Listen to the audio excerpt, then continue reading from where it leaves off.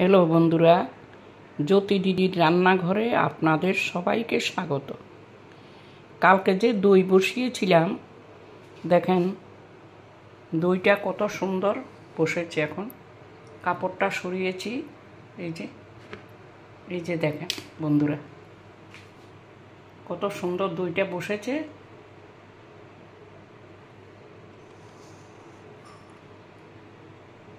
এই দেখেন কি সুন্দর হয়েছে।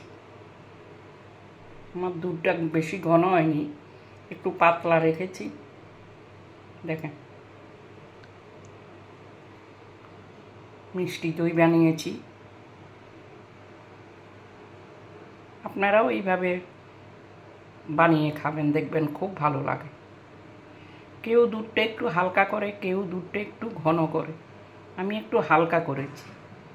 আপনারা ঘনও করতে পারেন, আবার হালকাও করতে পারেন, যার যেটা ইচ্ছে। ধন্যবাদ।